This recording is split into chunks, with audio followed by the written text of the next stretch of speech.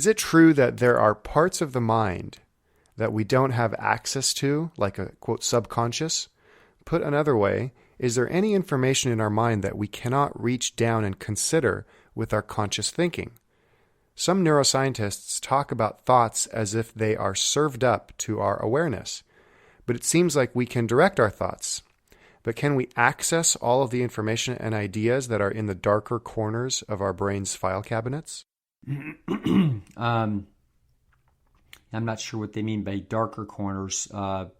If that goes two directions. There's the concept that there's, naughty or bad or traumatic things that are hidden away that you can't get access to. That's a Freudian notion, which is incorrect. If we by darker we mean that you can't see it. There's no light on it. There's no way to get light on it. That is true. Okay, and it isn't that the system isn't designed by nature to avoid information that's quote uncomfortable. That would make no sense biologically, although it's the core of Freudian and Neo-Freudian and modern trauma thinking. So that isn't how that works. The way it does work, though, is that you have limited access to the mind's machinery. So let's think about I know you're a computer guy, Nathan, and probably a lot of our listeners are. But so when you deal with computer languages, for example, there's what we're going to call a high-level language, and then you get down to what I believe is known as machine language. Isn't that correct? I think so. I wasn't doing a lot of computer programming. What kind of electrical engineer are you? Anyway, all right. So ultimately, you're down at the level of ones and zeros. That's how a computer is actually functioning. So patterns of ones or zeros can be, decreed that means, picnic table. But the bottom line is that down at there's some basic computational level that's fundamentally ones and zeros. And this is going to be the nature of information itself. So the nature of information itself is 1 and 0. So a neuron is either firing or not firing. So the brain, just like the computer, is a digital computer. It's you are either firing or not firing, and the thing counts it up, and a neurotransmitter hits a sensor or it doesn't hit a sensor. And this is the nature of information processing.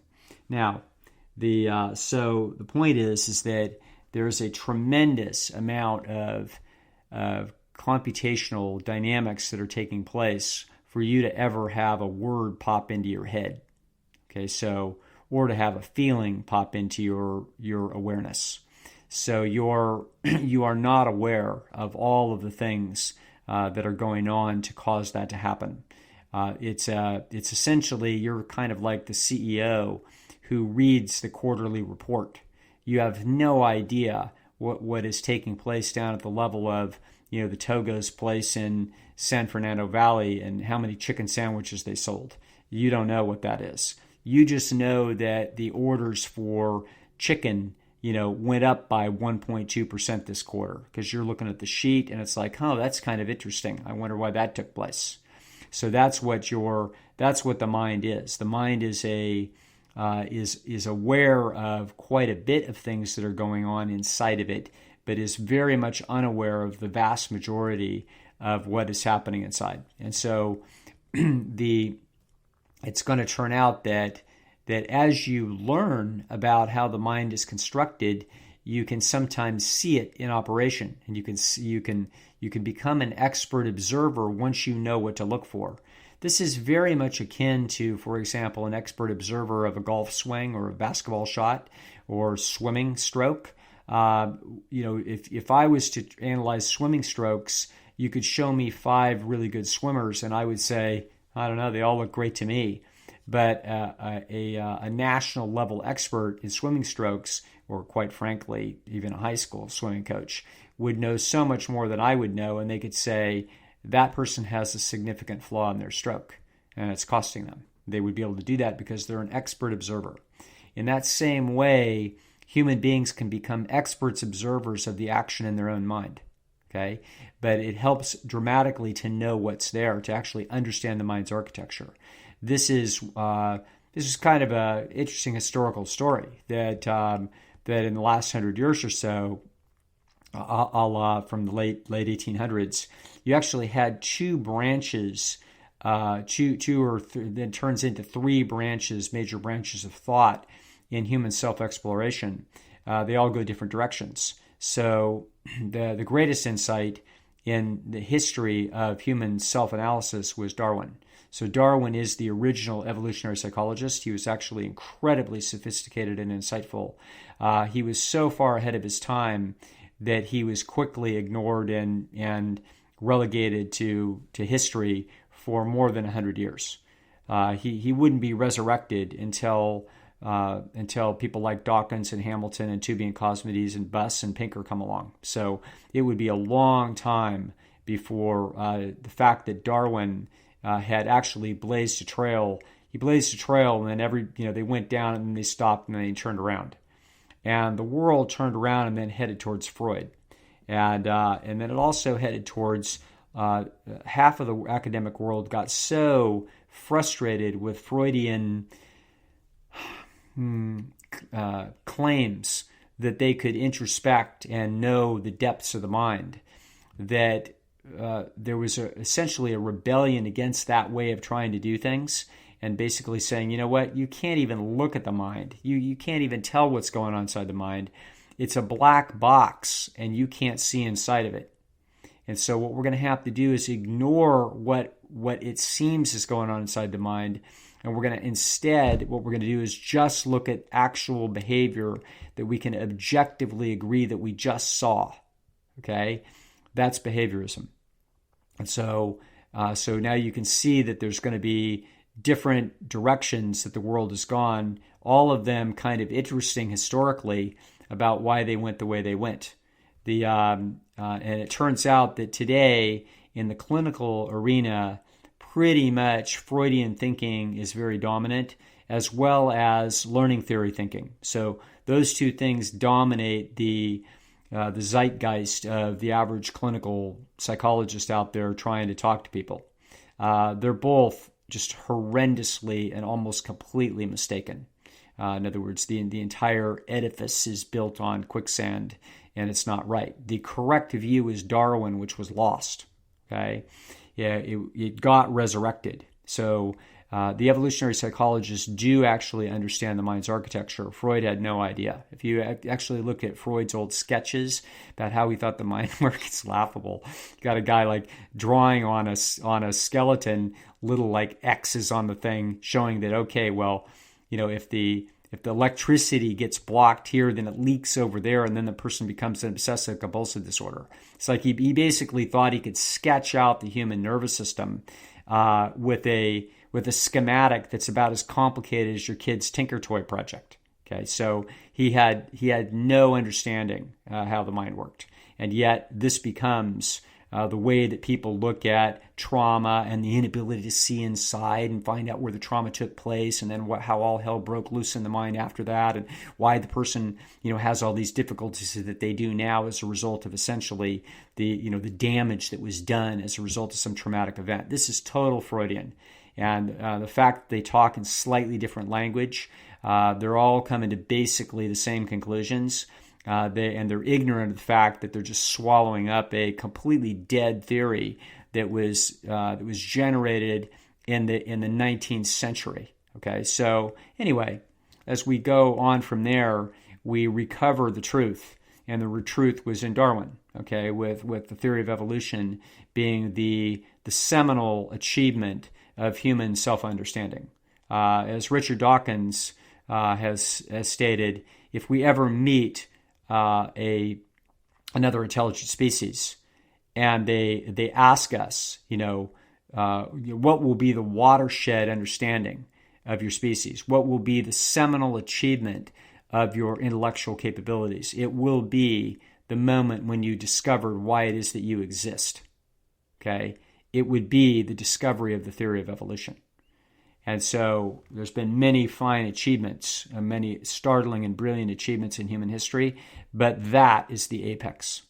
Okay, so The that is the moment when, after 3,500 million years of life on the planet, not a single entity knew why it was even here until the answer dawned on one of them, and that happened in the mid, I think, early 1830s.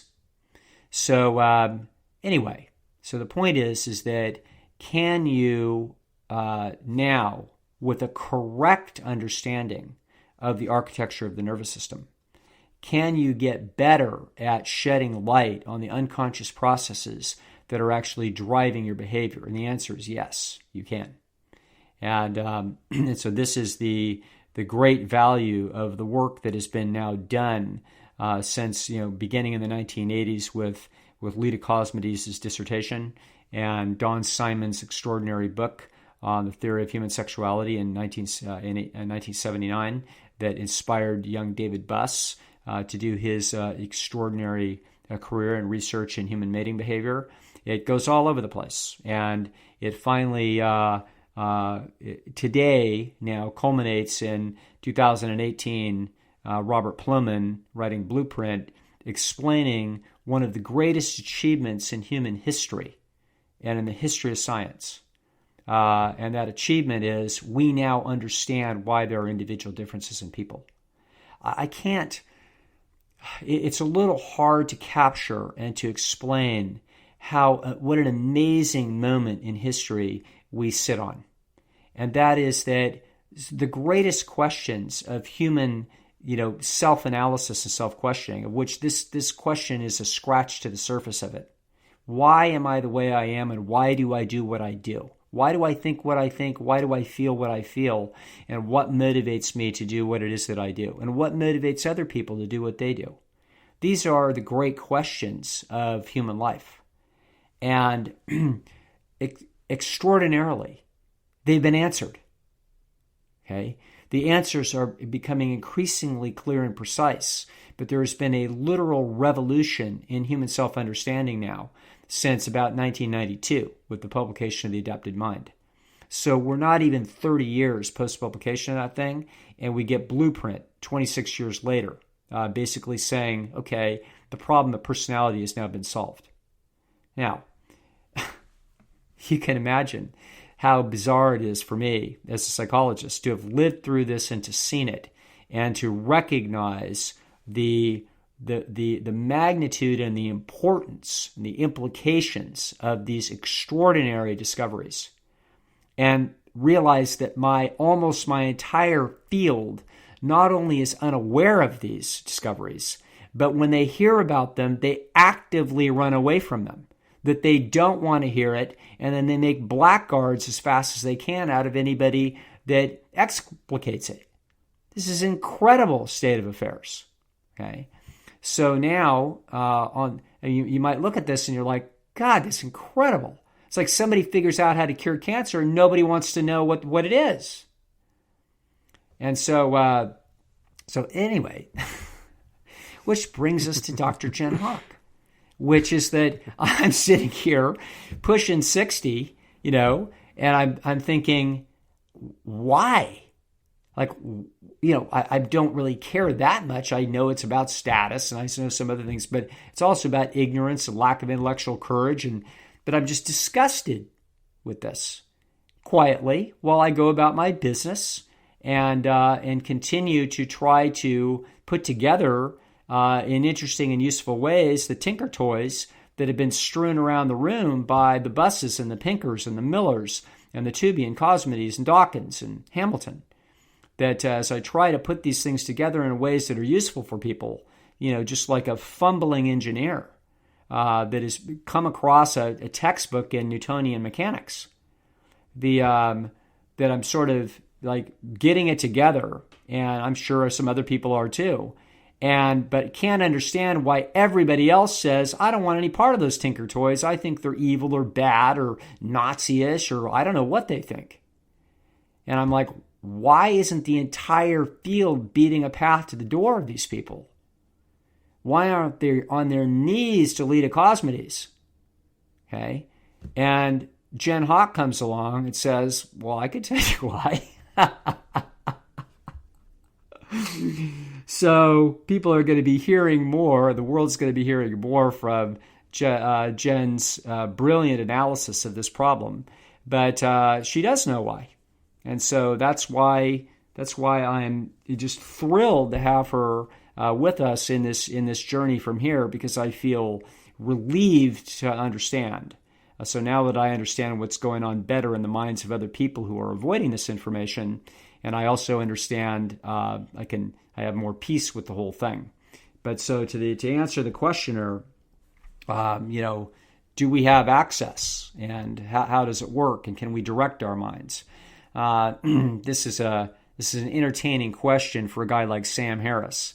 What do you mean you can direct your mind? Who is you?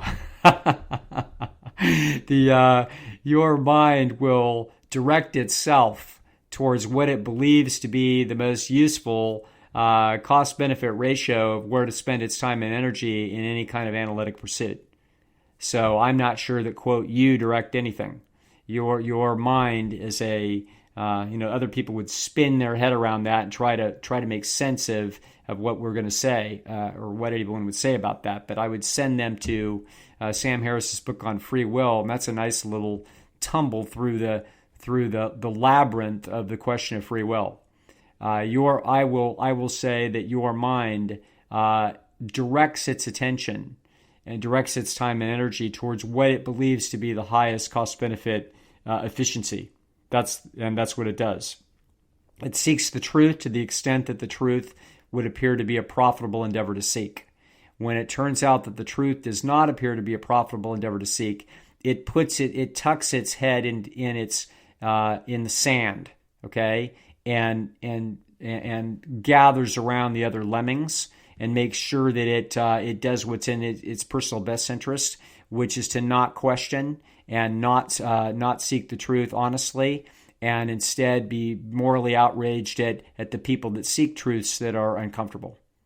And so that is the state of affairs of psychology, specifically self-science, social science in general, and a great deal of the sociological processes that are going on in the world more broadly. And so anyway, that's what I have to say about human self-insight and its limitations as well as its capacities for the future. We do have the capacity to get better at this, just like any observer of any complex situation or any complex action. The more you know, the better you are, and the better you are, the more valuable your insights can become. So this is the quiet tragedy of the modern world in social science, is that there's been a revolution that if there was 100,000 people like me with PhDs in clinical psychology out there working at this instead of a few, okay, there would be an awful lot more insightfulness and intelligent experimentation about how to help people through the kinds of decision-making problems that they face, and more innovation. Okay, so believe me, there's a tremendous amount of innovation that can be done. And just working with Jen has come up with all kinds of creative clinical solutions to problems that I wouldn't have thought of, just because she's got a different personality, different background, and quite frankly, she's smarter. So the point is what a way we could move forward in this area in order to help people in clinical challenges is if we had a lot more people that understood this. So that's what a bunch of us are up to, is to try to get a lot more people excited and interested. Well, that's absolutely fascinating, Dr. Lisle. I know there's a lot of people, myself included, that are looking forward to this new book that you guys are writing to come out. But we will try not to put anybody in ego traps, and so we don't know if it's ever going to come out. But hopefully it does. Maybe we'll see. Maybe we can. Maybe we can't. Maybe about at least 2030. Yeah. But who knows? Maybe we might be able to beat that by a little bit. Yeah.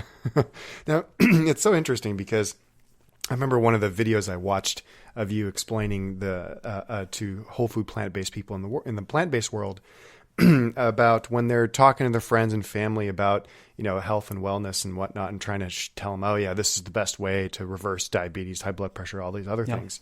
And I think you made the point saying that your competition as far as information is the drug companies and everybody else saying, "Hey, you don't have to you don't have to change any part of your life. You just take this pill. You just do Sure. this. You do this, and it's way easier." And then here's somebody here you are telling them, "Oh yeah, I've got the solution, but it's gonna uproot your entire life. It's gonna make you a social pariah in many ways. It's gonna get you to get all these things that are way more difficult." Sure. It's like no wonder they don't want to listen. Of course. Yeah. That was similar parallel, as we'll see, the Jen's insight in understanding the modern deference to trauma winds up being an extremely similar and parallel story, which she will unfold for us. Fantastic. Well, we're looking forward to it. All right. Our next question. This is going way back to episode 2, Dr. Oh, wow. Lisle. So, dear Dr. Lisle, you mentioned in episode 2 that people can also get depressed about their personal survival, like in the case of discovering that they have cancer. But you didn't elaborate on what purpose that might serve evolutionarily. People in the Stone Age wouldn't have known they had terminal cancer, but they might have a good sense that a disease or a wound was almost certainly going to fester and kill them. What are the genes telling this person to do, and why? Is this tendency to get depressed in the face of near certain death a sign of the genes wanting the person to give up on life for the sake of not drawing valuable resources from their village anymore? As a follow-up, once a person can accept their impending death with certainty, should the depressive feelings decrease or end? Do people who embrace their mortality and relief find relief and the ability to enjoy their remaining time relatively stress-free? Interesting question here, except that we have to get a little bit of clarity, and that is that as they say, no one in the Stone Age would ever get a lab report that would tell them that they've got terminal cancer. So if you get a lab report that says that you've got terminal cancer now, you're depressed because you've experienced a loss. And the loss is that you thought you were going to live 30 more years, and it turns out you're going to live 3. Okay? So your depression is a reaction to loss. That's what depression is. It's a signaling system to tell you when you have lost. You've lost a competitive process in romance. You've lost a competitive process in friendship. You've lost a competitive process in trade, or you have lost or somebody close to you has lost. So by implication, there's been a loss to you, or in the case of your own life, you've lost function or you've lost life itself. So good feelings come with gains. Bad feelings come with losses. So we don't have to look for some convoluted evolutionary engineering for the loss of life itself and its acceptance or anything else under the sun. It's real simple. Bad news is bad news because it's new information that says the circumstances are worse than we thought or that we had hoped. And that's why it is that you would have negative feelings. So depression can come from all kinds of different angles. It is not a disease. It's not an imbalance of the brain. It's a signaling system. It's the activation of a signaling system, no different in principle than the signaling system that tells you that you're too hot, too cold, hungry, tired, thirsty, or that you've got too much salt in your mouth. It's just a feeling that is telling you that depression is a feeling that, the expectations were higher than what reality turned out to be. So that's what a loss is. You'll feel depressed if you spend a bunch of money on a fancy vacation and you took your sweetheart there and you thought it was going to be really cool and you saw the photography, and then you walk out there and there's trash on the beach and some homeless people, and it's not private and nice and it's not even quiet, and there's a noisy rock band, next door. It's like, whoa. Okay. You got a whole bunch of feelings: depression, embarrassment, frustration, anger, all kinds of negative feelings about what? A loss. And what was that loss? A discrepancy between what you thought was going to happen and what did happen. So, that's the way to sort of understand feelings, because feelings are essentially a feedback system, is what it is that they are. So good, bad, or indifferent, that's the explanation for why it is that we feel what we feel. Interesting. Okay. Yeah, when I was reading this question, the image that flashed into my head was an action movie where the hero of the movie is, mortally wounded, and his friends are like, "No, we're not going to leave you," and he says, "No, go, leave me." so he's displaying his conscientiousness as he's dying, right? And so this, so I guess, So if people do get cancer and they, I guess, will they get depressed once they kind of accept this? Well, they're going to get depressed, I'm sure, when they get the news. But then now the question is, quote, when they reach acceptance, does the depression lift? Well, just like anything, after you've absorbed and integrated the loss into your life's big master spreadsheet, so that if you have a business loss, and it turns out that you're going to have to cut the cable bill and you can't get the new car. So you go through a depressive process while you have to reorganize your cost benefit across all of your life options, and a bunch of work has to be done to reshuffle priorities. Okay? So that's going to happen if you thought you were going to live 30 years and now you're going to live 3.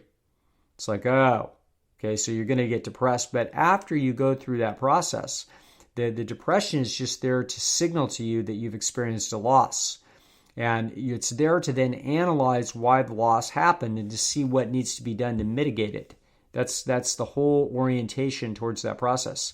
Once that takes place, very often the depression is not nearly so severe. It will come back and forth in waves, but it doesn't need to dominate the person's existence for the rest of their life. Because they could be feeling like, okay, well, that's that.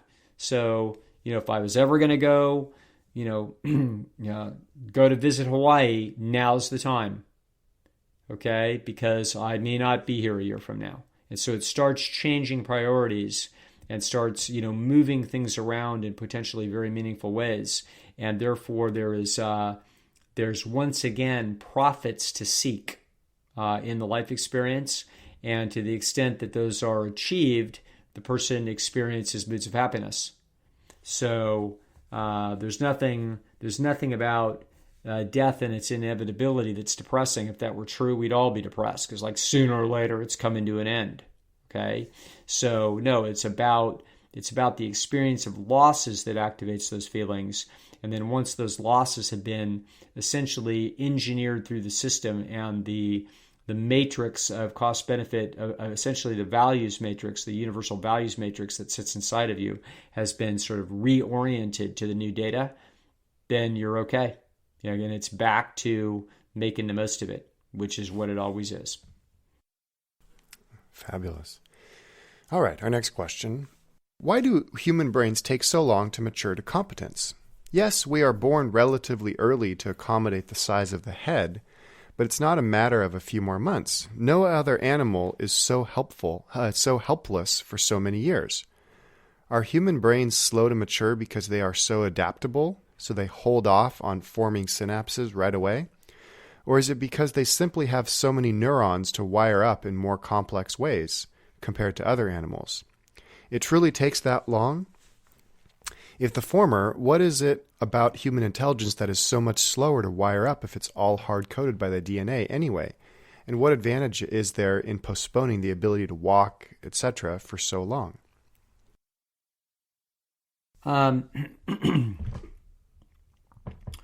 Several things. First of all, obviously, we're running into engineering constraints because ideally, you would have that brain completely up and functioning at day one. So what you're running into is it's just like saying, well, gee, wouldn't it be good if you could just fly from LA to New York in half an hour? I mean, wouldn't that be a lot better than 6 hours? It'd be like, God, it'd be so much better. It wouldn't be any big deal to go to New York or Europe. But gee, it'd be nice to go to Italy. Just have it be an hour. It's like, well, you can't just have it be an hour because there's engineering constraints at this time. And so throughout the course of evolution, in order to to deal with the engineering constraints, this thing did as best it could. It made the brain as big as it could possibly make it and still get the birth through the birth canal. It compromised women's efficiency at walking. That turns out to have them wiggle in a way that men find attractive because it enhances our knowledge that they're female. But the bottom line is it's less efficient, and and so also then it turned out to be a very dicey trade to make the brain in such a way that it could absorb a tremendous amount of information and integrate that information in a useful way.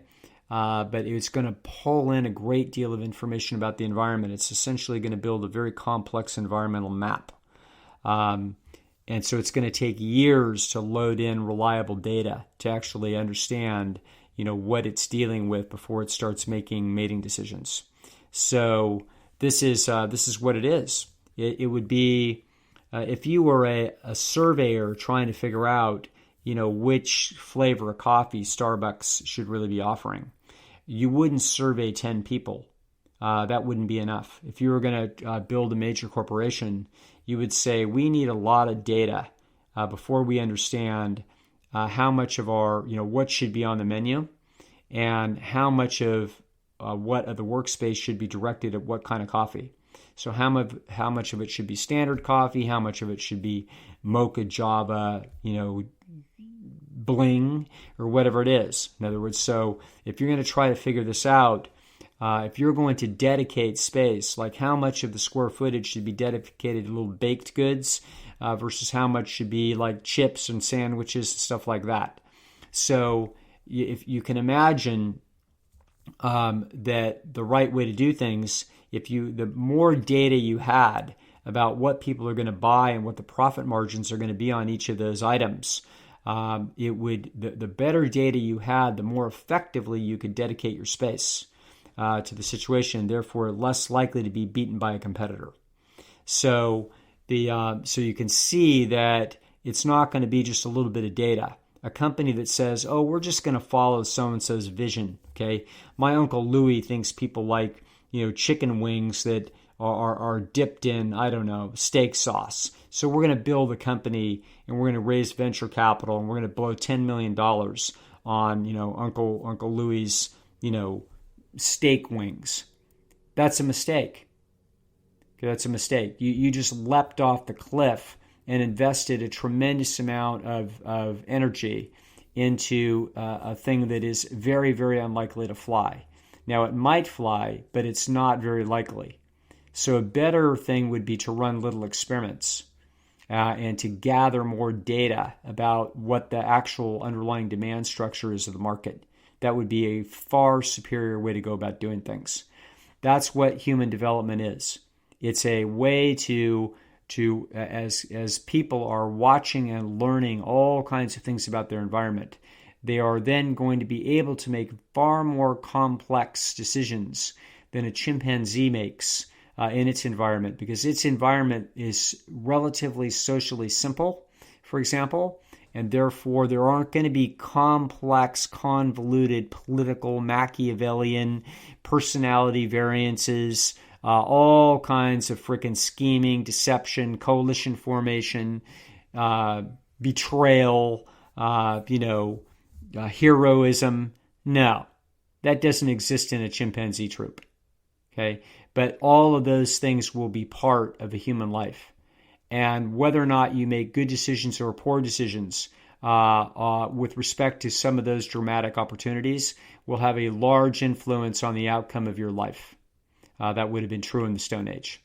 So therefore, it takes time. It takes time to let that data flow its way into the machine.